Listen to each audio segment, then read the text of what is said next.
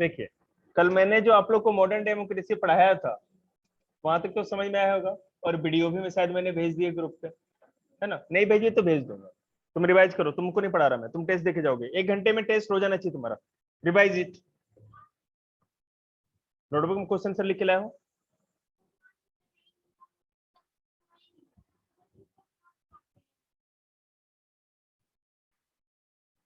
देखिए, modern democracy जो मैंने कल आप लोग को पढ़ाया था, ठीक है, उसमें 2 तरह की शासन व्यवस्था को भी मैंने बताया था कि 2 तरह की टाइप ऑफ गवर्नमेंट या फॉर्म ऑफ गवर्नमेंट होगी, वो कैसे होगी। मैंने आपको बताया था कि प्रेसिडेंशियल फॉर्म ऑफ डेमोक्रेसी और पार्लियामेंट्री फॉर्म ऑफ डेमोक्रेसी। इसको अगर हिंदी में देखो तो अध्यक्षात्मक शासन, जो प्रेसिडेंट होता है, प्रेसिडेंट मतलब अध्यक्ष, हिंदी में सुना ना अध्यक्ष महोदय, इस तरह से। तो प्रेसिडेंट का मतलब अध्यक्ष हो गया। तुमने लिखा है नोट्स? तुमने तो मुर्गा क्यों नहीं बनते? मुर्गा क्यों नहीं बनते तुम? चलो बनो।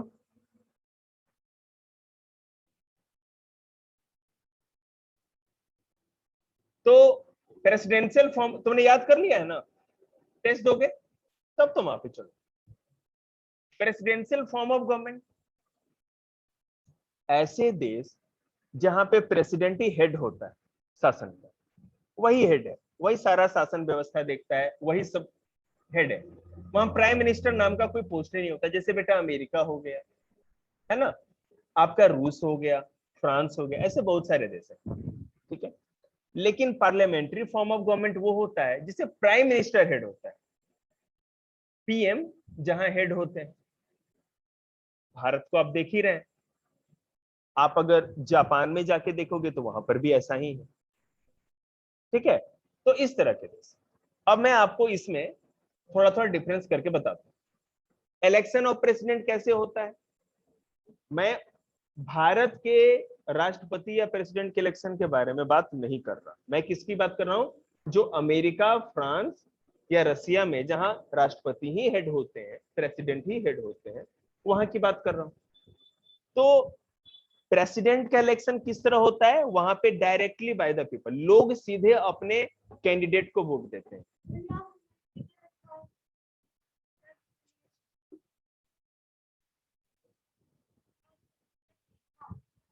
चल बनो, ठीक है। तो वहां पे जो प्रेसिडेंट होते हैं उनको डायरेक्ट चुनते हैं। जैसे बेटा अमेरिका में अगर इलेक्शन होगा ना, तो वहां पे कोई ऐसा नहीं है कि हम किसी एक को चुनेंगे, 2 को चुनेंगे, 3 को चुनेंगे, सीधे हम लोग प्रेसिडेंट के नाम पे वोटिंग करते हैं, ठीक है।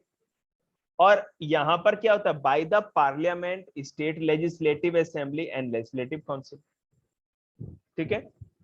यहां पर प्रेसिडेंट का इलेक्शन हम लोग कैसे करते हैं इंडिया में? यहाँ पे हम लोग डायरेक्ट पीपल नहीं करते। कौन करता है? जो भी पार्लियामेंट मतलब लोकसभा राज्यसभा के जो एमपी होते हैं, जितने भी स्टेट है उनमें विधायक होते हैं ना, एमएलए, वो लोग वोटिंग करते हैं। और साथ ही साथ जो विधान परिषद मतलब स्टेट में एक दो, जैसे आपको मैं बता रहा हूं, सेंटर में लोकसभा और राज्यसभा है ना पार्लियामेंट में, उसी तरह हर स्टेट में विधानसभा तो होती है, लेजिस्लेटिव असेंबली तो होती है, लेकिन कुछ स्टेट में लेजिस्लेटिव काउंसिल भी होती है, मतलब राज्यसभा टाइप की चीज भी होती है। तो राज्यों की और सेंट्रल की, सेंट्रल और स्टेट गवर्नमेंट की, दोनों की जितने भी चुने हुए लोग हैं, एमपी और एमएलए लोग हैं, वो लोग भारत में राष्ट्रपति के चुनाव में भाग लेते हैं। राष्ट्रपति को भारत में कौन चुनता है? एमपी और एमएलए लोग। अरे आंख जाएगी तेरी आज, बहुत दिन से नाटक देख रहा हूं, तेरे को नोट्स दिया है ना, लर्न करके आज टेस्ट देके जाएगा तू। नहीं तो तू है ना 8 बजे तक यही रहेगा गधा बन करके, मुर्गा नहीं। पढ़ा तो नहीं होगा उसने कुछ भी? पढ़ा था उसने? देखो आज सीन उसका। पबजी और फ्री फायर वालों के लिए ना स्पेशल चूरन है मेरे पास, जो कि इस पाइप के थ्रू जाता है। अब अगर प्रेसिडेंशियल फॉर्म ऑफ डेमोक्रेसी जो है, ठीक है, उसकी बात करें, जैसे रसिया की, अमेरिका की या फ्रांस की, ठीक है, जाओ बैठो, चलो उठो, ठीक है। तो वहां पर प्रेसिडेंट का पावर क्या होता है, ठीक है। और अगर भारत की बात करें, जहां की पार्लियामेंट के द्वारा शासन चलाया जाता है, यहां पर क्या पावर होता है। दोनों की अगर बात करें तो जो अमेरिका में जहां प्रेसिडेंशियल रूल होता है, वो तो टेस्ट के बाद पता चल जाएगा, हंसी बहुत आ रही है आप लोग को। ऑल पावर्स वेस्टेड इन प्रेसिडेंट, जितनी भी टोटल शक्ति या पावर होता है पूरे के पूरे सरकार की, वो किसके पास होती है, प्रेसिडेंट के पास। अमेरिका की बात करें, समझ में आ रही है बात।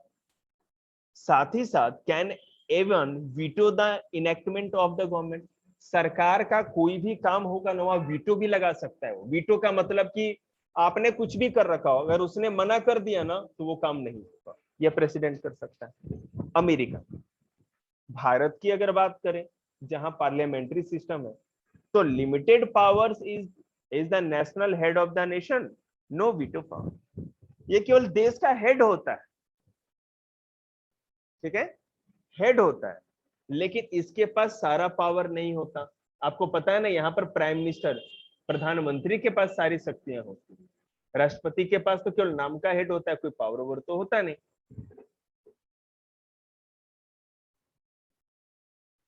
ठीक है।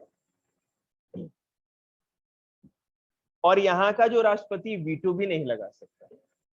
वीटो मतलब कि सरकार ने कोई कानून बना दिया तो ये नहीं कर सकता कि मैं उस पर ऑर्डर नहीं दूंगा या मना कर देगा, उसको देना ही पड़ेगा। अब रिस्पॉन्सिबिलिटी ऑफ द गवर्नमेंट, सरकार की जिम्मेवारी लेना, ठीक है ना।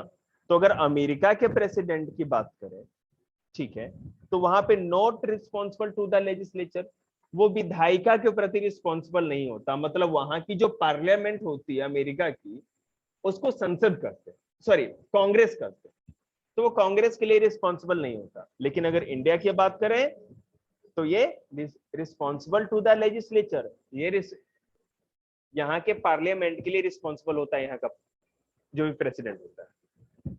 उसके बाद मिनिस्टर्स, तो ministers are not member of the parliament. अगर अमेरिका की बात करें तो जो भी मिनिस्टर्स होते हैं पार्लियामेंट के मेंबर नहीं होते, लेकिन यहाँ के तो होते हैं, एमपी लोग ही तो मिनिस्टर बनते हैं।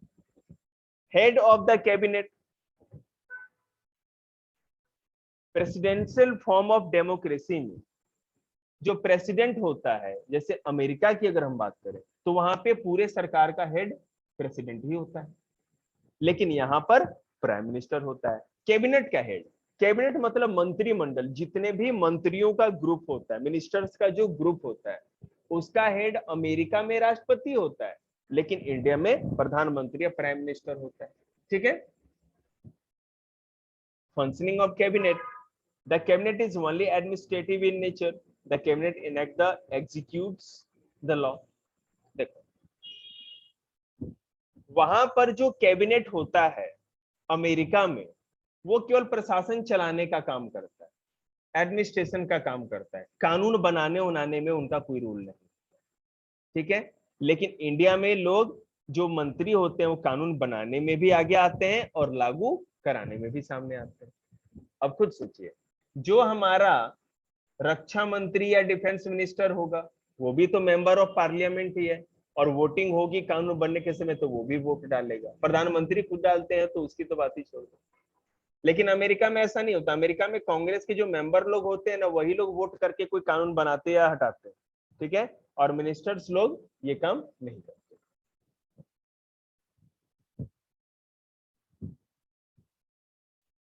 देखिए हिस्टोरिक पर्सपेक्टिव क्या है, मतलब कि इतिहास में अगर हम देखें तो किस तरह से, एक सेकंड मैं मौका दूंगा आपको पूछने का, अगर हिस्ट्री की बात करें तो पूरी की पूरी डेमोक्रेसी की हिस्ट्री कैसी रही, या जितने भी फॉर्म ऑफ गवर्नमेंट है उनकी हिस्ट्री कैसी रही।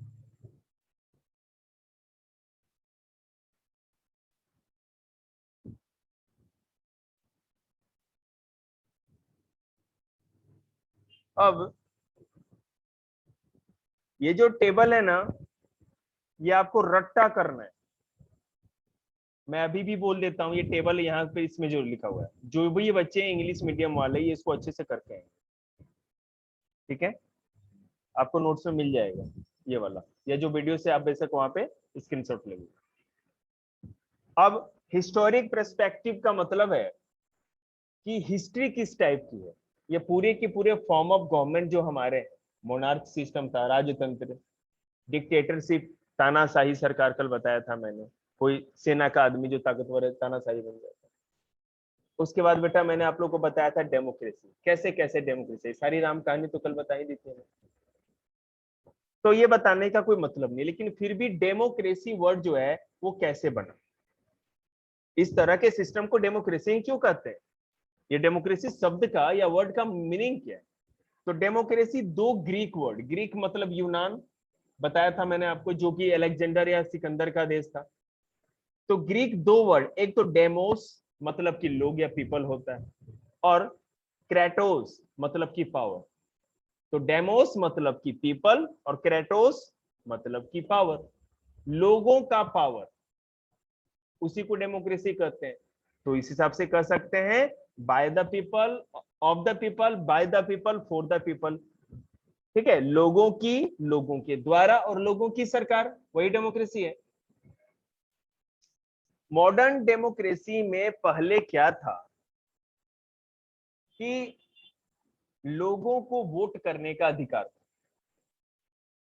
ठीक है, कोई भी आदमी वोट कर सकता था, औरतों को वोट का अधिकार नहीं था। ब्रिटेन इतना डेवलप कंट्री था, वहां पर भी औरतों को वोटिंग का अधिकार नहीं था। बाद में उन लोगों ने इसके लिए लड़ाई लड़ी और लड़ाई में जीतने के बाद उनको यह अधिकार प्राप्त हुआ। ठीक है, तो आगे जाके डेमोक्रेसी में एक सुधार किया गया। वो सुधार या रिफॉर्म क्या था?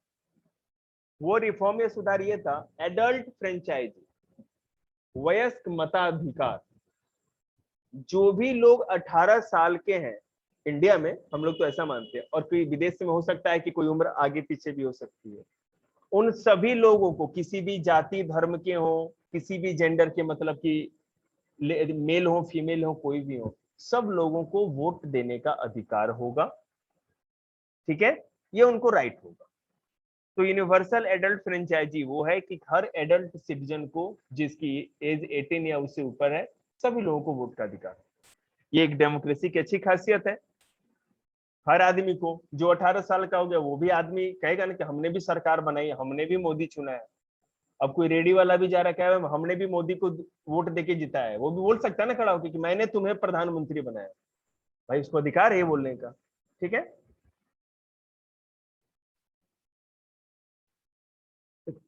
भूटान का नाम तो सुना होगा, भारत के बगल में छोटा सा देश है।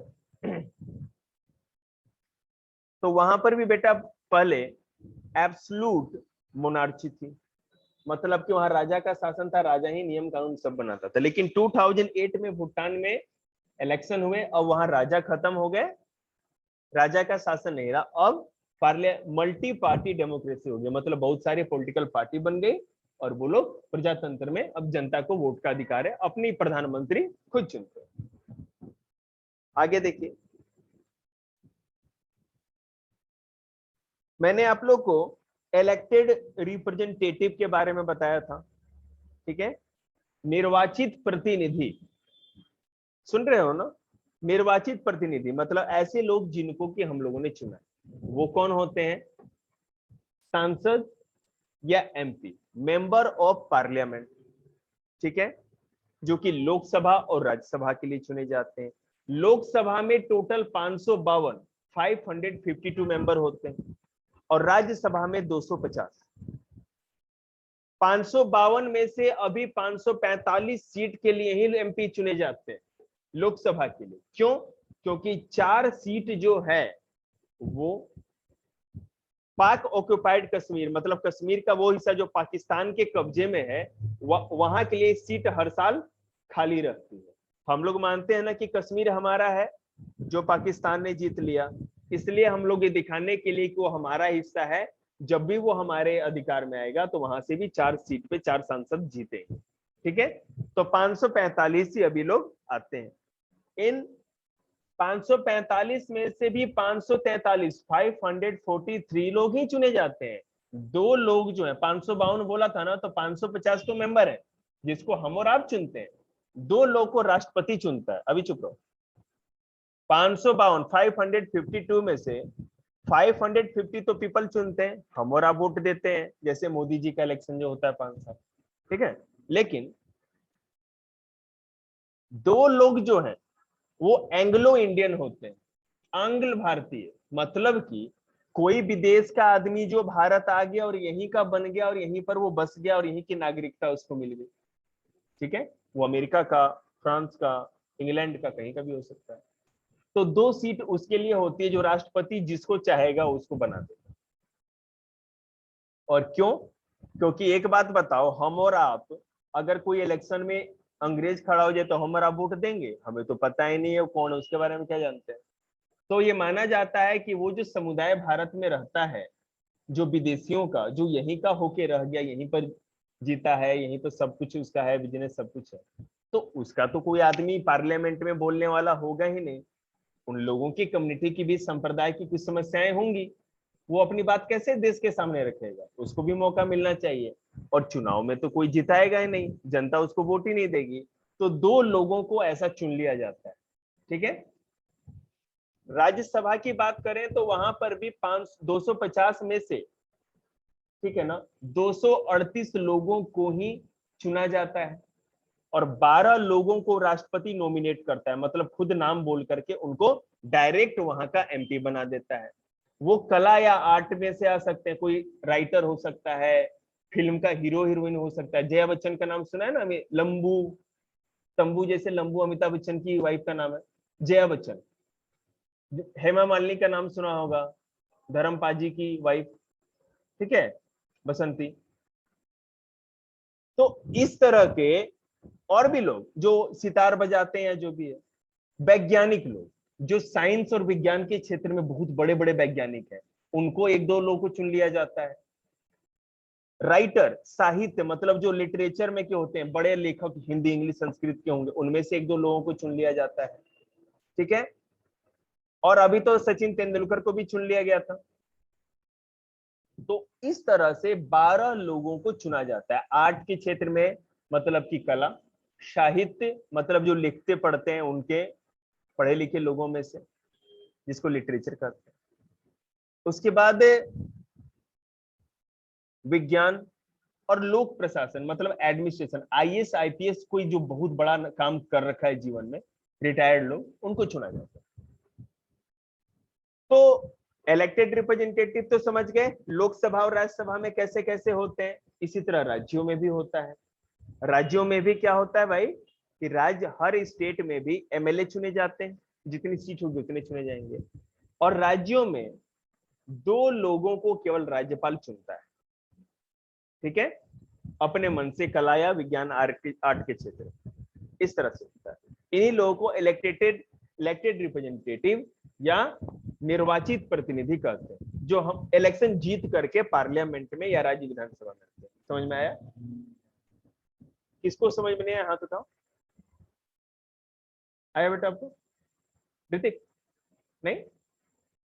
देखो, या तो पार्लियामेंट होगी जिसमें कि 2 चीज होती है, या तो लोकसभा नहीं तो राज्यसभा होती है। लोकसभा में तो हम लोग वोट देते हैं, एमपी लोग चुन के जाते हैं। राज्यसभा का जो इलेक्शन होता है ना, ठीक है, उसमें हम और आप वोट नहीं दे सकते। उसमें जितने भी राज्यों के एमएलए लोग चुने गए हैं ना, राज्य के विधायक हैं, जैसे दिल्ली का भी विधायक मुंडका का होगा, ये सब राज्यसभा का मेंबर चुनेगा, वोट करेगा। साथ ही साथ जो लोग सरकारी स्कूल में टीचर होते हैं, कॉलेजों में प्रोफेसर होते हैं, जिला परिषद से जीतते हैं या पंचायतों से जीतते हैं, पंचायत समिति, ये लोग वोट करते हैं राज्यसभा के मेंबर के लिए, ठीक है। और लोकसभा में तो सब लोग करते हैं। ये थोड़ा डीप है, आपके बुक में इतना हैवी नहीं, तो ज्यादा डिफिकल्ट मत बनाओ। पार्लियामेंट में संसद को पार्लियामेंट कहते हैं, लोकसभा राज्यसभा होती है, और राज्यों में विधानसभा या लेजिस्लेटिव असेंबली होती है, और उनमें जो लोग चुने जाते हैं उसी को इलेक्टेड रिप्रेजेंटेटिव कहा जाता है। बस इतना ही याद रखिए। मैं थोड़ा बताता हूं तो आगे निकल जाता हूं। हाँ, अब एक बात खुद सोचिए कि जो लोग भी, जैसे हम और आप हैं, वोट करके किसी को जिता है, तो हमारे पास एक अधिकार होता है ना कि अगली बार हम चाहें तो उनको वोट ना दे करके हटा भी सकते हैं। मोदी जी को अगर हम लोग अगली बार वोट ही नहीं दें तो फिर से वो प्रधानमंत्री बन ही नहीं सकते, सिंपल सी बात है, ये भी हमारे पास अधिकार होता है। सोशल डेमोक्रेसी क्या होती है वो देखिए, रूल ऑफ लॉ। पहले रूल ऑफ लॉ देखिए, रूल ऑफ लॉ का मतलब होता है कानून का शासन, ठीक है, कानून का राज, कानून राज, और कानून की नजर में सारे समान। अगर कोई यहां करोड़पति का या करोड़पति मर्डर कर देगा तो बेटा उसको भी कानून में सजा है, उतनी ही। और सड़क पर कोई मजदूर है, उसने भी किसी का मर्डर कर दिया, उसको भी उतनी ही सजा मिलेगी, है कि नहीं। अगर आपने चोरी की या किसी गरीब ने की या अंबानी ने चोरी की, सबकी चोरी की सजा तो 3 ही महीने है, सबको वही मिलेगी। तो रूल ऑफ लॉ मतलब कि डेमोक्रेसी का एक खासियत है कि डेमोक्रेसी में कानून का शासन होता है। जहां भी प्रजातंत्र, लोकतंत्र या डेमोक्रेसी की सरकार होगी वहां कानून का शासन होगा, कानून सबसे ऊपर होगा, कानून के नीचे ही सब कुछ होगा, है ना। प्रधानमंत्री, राष्ट्रपति, करोड़पति, रोडपति, जितने भी पति होंगे, इवन घर के पति भी, खसम लोग, वो लोग भी कानून के अंडर ही है। ऐसा नहीं है ना कि कोई माने मर्द है तो उसको ज्यादा अधिकार मिल जाएगा, सड़क पे गोलियां बरसाने लगेगा, ऐसा थोड़ी उसको अधिकार मिल जाएगा। तो फिर पुलिस वाले उस पे फूलमाला बरसाते ही हैं जो ऐसा कांड करता है।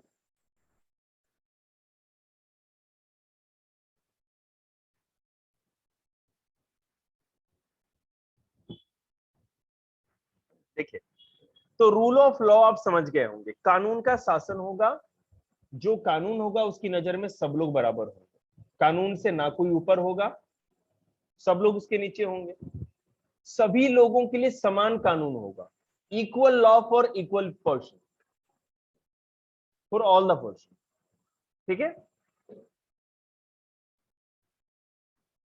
अब सोशल डेमोक्रेसी का मतलब क्या है, ठीक है, ये देखते हैं। सामाजिक प्रजातंत्र क्या है, समाज में जो प्रजातंत्र होना चाहिए वो क्या है।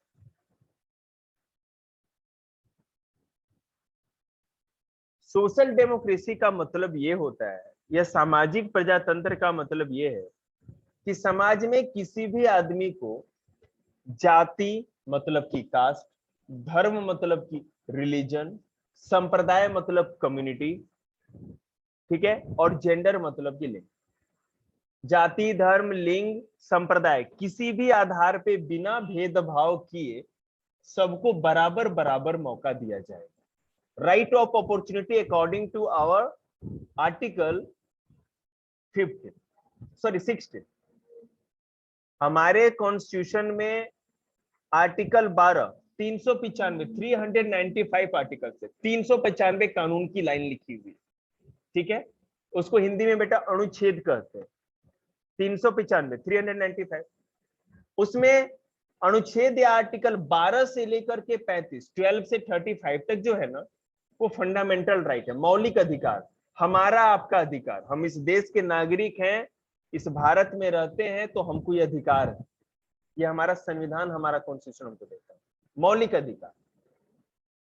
उसमें जो 12 से 35 तक है, उसमें 16वां जो है ना, वो है right of opportunity, social democracy की बात नहीं, सॉरी क्या नाम है, राइट ऑफ इक्वालिटी, आर्टिकल 15 है, 15वां, जाति, धर्म, लिंग, संप्रदाय के आधार पर किसी से भेदभाव नहीं किया जाएगा। मतलब अगर मेरी जाति ब्राह्मण है, उसकी जाति कुछ छोटी है, तो इसका मतलब ये नहीं कि उसको मौका नहीं दिया जाएगा, उससे कोई मतलब नहीं।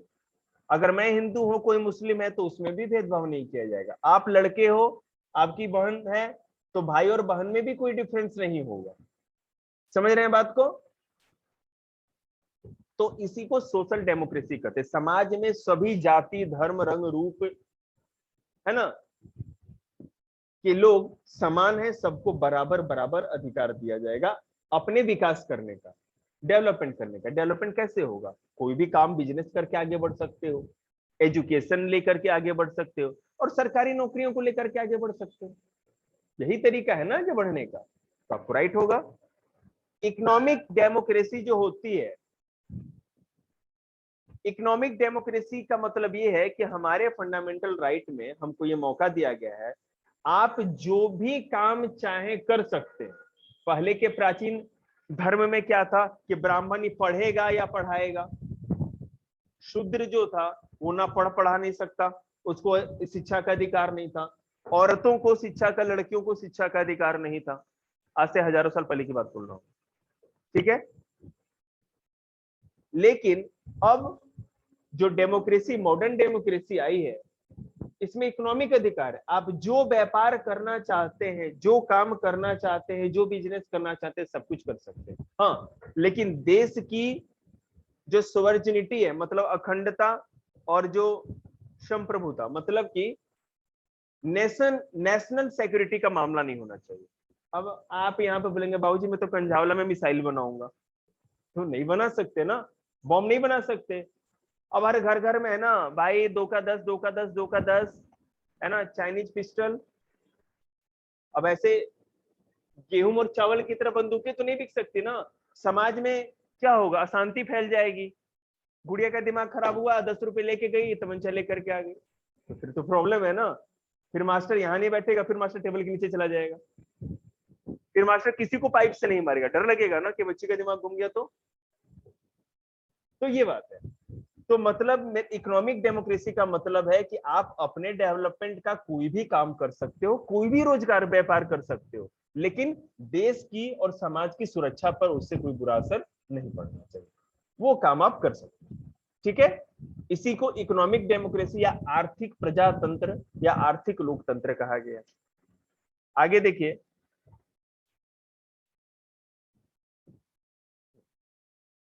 2009 में पार्लियामेंट ने बनाया कि 6 से 14 साल, 6 से लेके 14 इयर्स तक के जो भी बच्चे हैं, हर बच्चे को पढ़ने का अधिकार दिया गया है। वो जन्म लिया है तो उसको ये अधिकार मिलेगा। सरकार गवर्नमेंट स्कूल में 6 से 14 साल की उम्र के हर बच्चे को फ्री एंड कंपलसरी एजुकेशन देती है, मुफ्त एवं अनिवार्य शिक्षा, ठीक है ना। Making democracy successful. अब ये जो प्रजातंत्र है, ये जो मॉडर्न डेमोक्रेसी है, ये कैसे सफल हुई है, कैसे सही तरह से चल रही है। कुछ ना कुछ चीज तो ऐसा होगा जो इसको मदद करता होगा, या क्या कारण है जो ये सफल हुई है। देखते हो ना, ऐसा होता है कि हर दिन 5,000 और 10,000 आदमी लोग मर रहे हैं, कट रहे हैं, अपने में लड़ रहे हैं, कट रहे हैं। क्राइम ऐसा है कि कंट्रोल ही नहीं होता। आप आ सकते हो, पढ़ सकते हो, मैं भी अपना काम कर रहा हूँ, आपके पापा भी काम कर रहे हैं, सब लोग अपना काम कर रहे हैं, आजादी है। कोई ज्यादा पैसे वाला इसका मतलब थोड़ी सीधे आके गोली मार के चला जाएगा, उसको भी डर है ना कानून का, पता है कि अगर वो करेगा भाई तो उसको जेल हो सकती है। तो क्या ये क्यों मिला, कैसे मिला? डेमोक्रेसी के कारण ही तो मिला है। हमने एक ऐसा सरकार चुना है जो कि देश के विकास के लिए काम कर रहा, मुझे नहीं पता वो कर रहा है कि नहीं, लेकिन चुनने का अधिकार तो मिला है। अगर लगता है कि अच्छा काम नहीं कर रहा, अगले इलेक्शन में मत चुनो आप, है ना हमारे पास अधिकार। तो डेमोक्रेसी के कारण ही मिला है। आगे देखिए, democracy will be strong if people are educated and aware. हाँ, डेमोक्रेसी को कैसे मजबूत बनाया जाए? अगर लोग शिक्षित होंगे। अब एक बात बताओ, जो बेचारे कम पढ़े लिखे हैं, अभी नहीं, जो लोग कम पढ़े लिखे हैं, उनको क्या पता कि कौन उनका भले का काम करेगा और कौन उनके भले का काम नहीं करेगा। वो तो एक कंबल और 500 रुपए की पत्ती में बिक जाएंगे। लेकिन जो लोग एजुकेटेड है, जानते हैं कि अब ये अगर ये कंबल ले लिया और इस गुंडे को अपना एमएलए बना लिया, तो जब हमारा काम आएगा तो ये गुंडा हमको काम नहीं करेगा, गोली मार के जाएगा, और यही हम ही को लूट के जाएगा। समझ रहे हैं ना? तो ये पढ़े लिखे तो ऐसी गलती नहीं करेंगे। तो लोग, पीपल ऐसे होने चाहिए जो एजुकेटेड हो, एक बात, जो अपने अधिकारों को समझते हैं, राइट्स को समझते हैं, जानते हो। अब जिसको अधिकार ही पता नहीं, आपको पता है कि सर हमको अधिकार है कि आपके ट्यूशन पे पढ़ते हैं, ठीक है ना, तो आप मुझे मार नहीं सकते, मैं केस कर दूंगा पुलिस में कि आप मुझे मारते हो। वैसे इस राइट को मैं ज्यादा मानता नहीं हूँ, ठीक है ना, ये राइट है आपका, लेकिन मेरा भी तो कुछ राइट है ना कि जितना मैं काम देता हूं आप भी करके लाओ। तो लोगों को अपने राइट के बारे में जानना चाहिए, लोगों में जागरूकता होनी चाहिए, लोगों को पता होना चाहिए इस बात की कि उनके वोट की कीमत क्या है, और लोगों को ये भी पता होना चाहिए कि किसको चुनना है किसको नहीं चुनना है। तभी तो प्रजातंत्र सफल होगा। नहीं तो किसी भी बिना पेंदी के लोटे को बना दो अपना एमएलए, वो हर दिन आकर के आपको धमका के जाएगा, छीन छान के जाएगा सामान। अगर रेडी लगा रखी है आपने भुट्टे की, आप भूनते मर जाओगे, पैसा नहीं आएगा, क्योंकि सारे भुट्टे तो उसके गुंडे खा गए, पैसा तो आएगा नहीं। आपने अंडे की रेडी लगाई, पुलिस वाला है, पूरे अंडे की 2-4 कैरेट उठा के ले गए। क्यों? क्योंकि आपने जिस आदमी को चुना है ना, उसका सपोर्ट उसको है, आपने गलत आदमी को चुन लिया। आगे देखिए, they should be disciplined and obey the law. लोगों द्वारा लोगों में डिसिप्लिन होना चाहिए और कानून को मानने वाले लोग भी होने चाहिए। कानून बन गया, कोई मानता ही नहीं है, कोई डरता ही नहीं है, तो फिर कैसे डेमोक्रेसी चलेगी?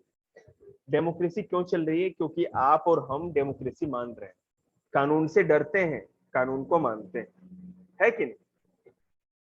They should be disciplined and obey the law. The people should take interest in the formation of government. They should exercise their right to vote. और लोगों के अंदर एक्साइटमेंट है, इच्छा है, सरकार में शामिल होने की इच्छा है ना? हम लोग वोट क्यों करते हैं? ताकि हम अपना सरकार बना सके, इसीलिए वोट करते हैं ना। The people should keep themselves informed about the policy of the government. ठीक है, लोगों को यह भी पता होना चाहिए कि सरकार की क्या पॉलिसी, सरकार की क्या योजना है। ठीक है, साथ ही साथ लोग अपनी ओपिनियन भी सामने रख सकते हैं। धरना प्रदर्शन होता है ना कि सरकार ने ये काम खराब किया है, अभी किसान आंदोलन हुआ ना, पूरी सारी जनता आदि समझती है कि भाई कि मोदी जी ने खराब काम किया है, तो उनको अधिकार है कि नहीं, अपनी बात तो रख रहे हैं। ऐसा थोड़ी है सबको मोदी जी गोली से वो उड़वा देंगे, ऐसा तो नहीं कर सकते ना, क्योंकि ये डेमोक्रेसी के चलते उनको अधिकार मिला। अब फंडामेंटल राइट्स की बात करेंगे, जो मैंने पहले बता दिया है। हमारे कॉन्स्टिट्यूशन में फंडामेंटल राइट्स है, मौलिक अधिकार। मौलिक अधिकार क्या है? आपने अगर इस देश में जन्म लिया है तो आपको अधिकार मिलेगा। आर्टिकल 12 से 35, अनुच्छेद 12 से 35 तक में ये सारे अधिकार हैं। पहला है आर्टिकल 14, 15, 16, ठीक है, ये जो 3 है, ये है राइट टू इक्वालिटी, समानता का अधिकार, सब लोगों को समान अधिकार होगा। पहला, कानून की नजर में सब समान होंगे, कानून की नजर में ना तो कोई बड़ा ना तो कोई छोटा। दूसरा, जाति धर्म लिंग के आधार पर, जेंडर कास्ट रिलीजन के आधार पर किसी से भेदभाव नहीं किया जाएगा। और समान अवसर, राइट ऑफ अपॉर्चुनिटी, अवसर की समानता, किसी भी आदमी को सरकारी नौकरी में या किसी भी चीज में बराबर बराबर अधिकार दिया जाएगा।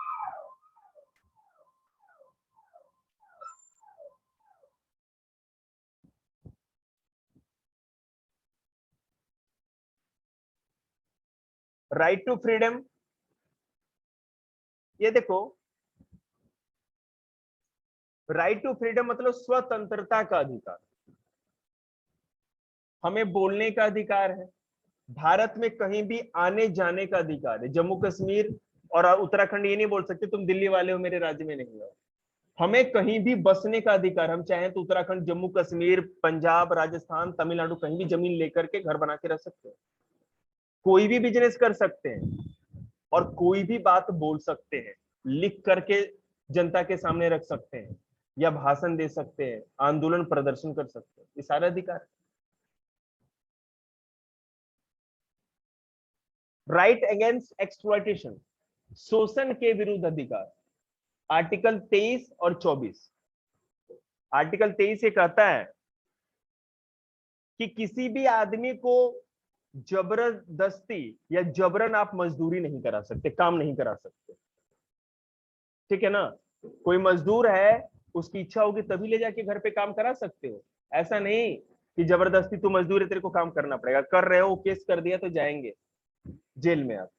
और जो भी बच्चा 14 साल की उम्र का है, उससे कम उम्र के बच्चों को आप बाल मजदूरी या चाइल्ड लेबर उससे नहीं करा सकते, नहीं तो उसमें भी आपको जेल की सजा हो जाएगी। उस बच्चे को अधिकार है कि 14 साल से कम उम्र में वो कोई काम नहीं करेगा, ठीक है? और हर मजदूर को, हर लाचार को ये अधिकार है कि किसी से कोई भी जबरदस्ती काम नहीं करा सकता।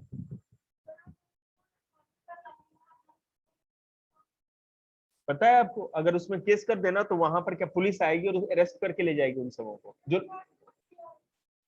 क्या कुछ भी काम करे। देखो ऐसे नियम ऐसा है ना कि जो खतरनाक काम होता है, जैसे मान लो भट्टियों में काम करना, कारखानों में काम करना, जिसमें ना सेहत पे बुरा असर पड़ता है। हाँ, अब सरकार ने कानून बना रखा है कि अगर कोई आपका फैमिली बिजनेस है, घर का बिजनेस में, उसमें आपका बच्चा कोई हेल्प करा रहा है तो कोई दिक्कत नहीं है। नहीं तो ऐसा नहीं है ना कि आप क्या कहते हैं, किसी दूसरे के ढाबे में भेज करके बर्तन मांजवा रहे हो, चाहे कितने भी गरीब हो, नहीं कर सकते आप ऐसा। ठीक है ना। राइट, बाद में मौका दूंगा, थोड़ा चैप्टर निकालने तो प्लीज, टाइम हो रहा है। राइट अगेंस्ट एक्सप्लॉयटेशन समझ गए। Right of freedom of religion, article 25 से 28 तक, इसमें नहीं दिया हुआ है, मैं आपको बता देता हूँ। धर्म की स्वतंत्रता है, आप किसी भी धर्म को अपना सकते हो, छोड़ सकते हो, है ना। किसी भी धर्म में शिक्षा ले सकते हो, चंदा देना नहीं देना ये सब आपका अधिकार है, कोई आपसे ये छीन नहीं सकता। ठीक है। साथ ही साथ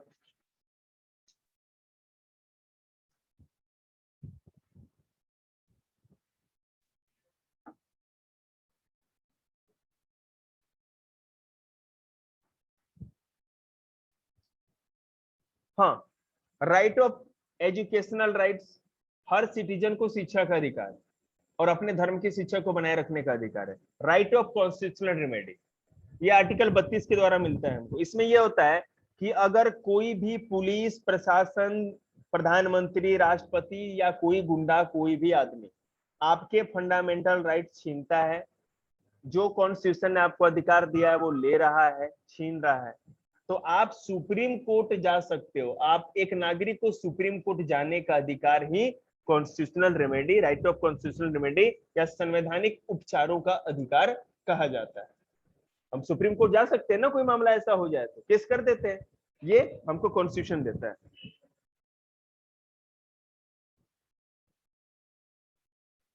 देखिए, पॉलिटिकल इक्वालिटी, सोशल इक्वालिटी और इकोनॉमिक इक्वालिटी। पॉलिटिकल इक्वालिटी मतलब राजनीतिक समानता, हर आदमी को, कोई भी हो, वोट का अधिकार है और किसी भी आदमी को इलेक्शन में खड़ा होने का अधिकार है। इसी को पॉलिटिकल राइट कहा जाता है। या तो इलेक्शन में खड़ा होना है और नहीं तो वोट देना, दोनों तो राइट ऐसा ही है ना। दूसरा, सोशल इक्वालिटी, समाज में जितने भी जाति, धर्म, लिंग जितने भी हैं, जेंडर हो गया, कास्ट, रिलीजन, कम्युनिटी, सब लोग बराबर, सब लोग को समान अधिकार दिया जाता है। और इकोनॉमिक इक्वालिटी, गरीब हो या अमीर, सबको आगे बढ़ने का बराबर मौका दिया जाए। यही आपका चैप्टर खत्म। ठीक है, आया समझ में। नोट्स आप लोग को मिल जाएगा।